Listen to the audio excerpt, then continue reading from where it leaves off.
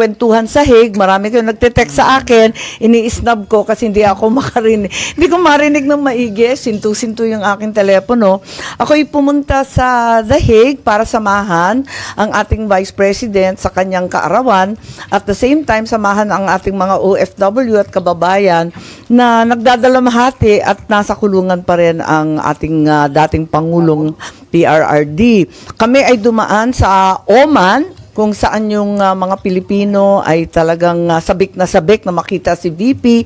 Pagkatapos noon, pumunta na kami sa The Hague, Netherlands. At alam naman natin, bawal lahat pumasok, pera lang yung pamilya at saka yung abogado. Kaya nandun lang kami sa labas, masaya naman, pero umiiyak din. Nakakatuwa nga yung aming pagtitipon dahil kakaiba. Grabe ang suporta ng mga OFW natin na nagdatingan. Yung iba galing London, galing sa Belgium, galing sa Spain. Yung iba mga napakalayo pa ng pinanggalingan. Galing Hong Kong, Pilipinas.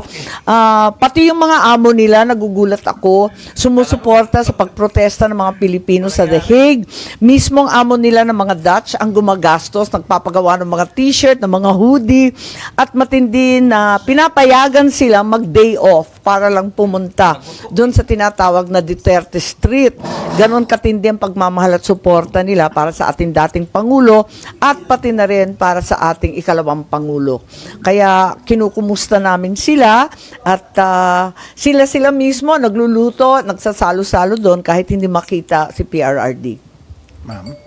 Yes. Anong napag-usapan ninyo ni Attorney Kaufman? Because you posted a picture with Attorney Kaufman, so what was discussed? Well, first time ko siya ma-meet, kaya meet and greet lang kami at nagkamustahan lang kami doon at sinubaybayan pala niya yung ating mga hearing dito sa Senado at nagpasalamat tungkol sa nangyari kay Tatay Digong. Ginamit pati ang transcript of records natin sa ibang pleading niya at nakatulong daw ito sa ginawa nila at lalo na sa issue at pag-question ng jurisdiction ng ICC sa Pilipinas ngayon na hindi na tayo state party sa Rome Statute. At hindi ako makakomento sa iba't iba pang mga plano nila na pinag-usapan, ngunit talagang matindi ang laban ni PRRD at nakabuo na sila ng legal team. Sir, ma'am, meron bang binigay kahit naman lang kahit anong pag-asa or update kung makakauwi ba ang dating Pangulo or not? Yes, the good news is the attorney Nick Kaufman is very gung-ho. Talagang pinipilit niya na karapatan ni Presidente Duterte ang interim release. Talagang sinasabi niya na talagang ipaglalaban niya ng matindi ang jurisdiction, ang lack of jurisdiction ng ICC. So, yun talaga maliwanag. Loud and clear yun sa kanila. Ma'am, may other question regarding the impeachment. In the past few days, umikot yung balita tungkol dun sa resolution, which is becoming controversial tungkol dun sa pag-dismiss dun sa impeachment. Kayo po ba meron kayong sariling version? Kasi kahapon si Senator De La Rosa admitted na meron siya.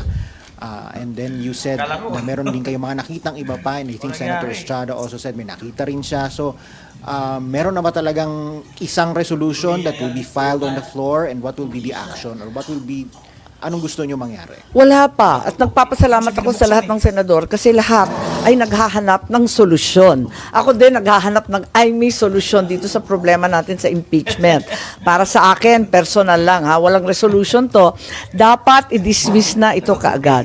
Dahil unang-una, hindi na talaga kaya matapos bago yung 19th Congress, may sariling rules ang Senado. Pero, ang totoo, I have very serious concerns about the validity of the impeachment complaint arriving here in the Senate. Maliwanag naman na ito ay napila pa noong December 2024. Pagkatapos noon, a second impeachment complaint later in December, 4 December, was also endorsed and filed in the lower house. A third impeachment complaint was also filed on the 19th. So, bale, 2nd December, 4th December, 19th December, andyan na, klaro na yung impeachment complaint na nandyan sa House. Tapos, alam naman natin yung background niyan, October 2023, marami nang nagbababala na sila ay magpapadala ng impeachment complaint.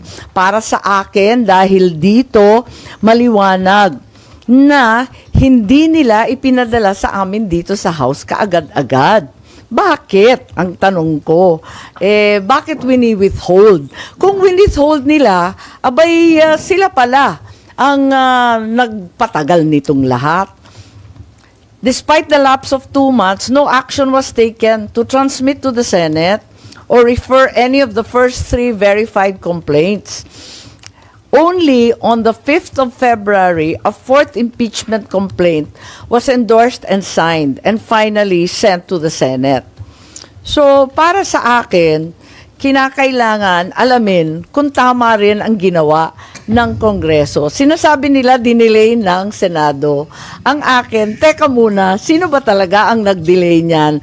At ngayon, violative na of the 1-year ban on filing impeachments. Ma'am, do you think it will cross over to the 20th Congress? Hindi nga ako naniniwala dyan kasi may ruling naman, may rules ang Senado. All pending matters and proceedings shall terminate upon the expiration of one Congress, may be taken up by the succeeding Congress as if presented for the first time.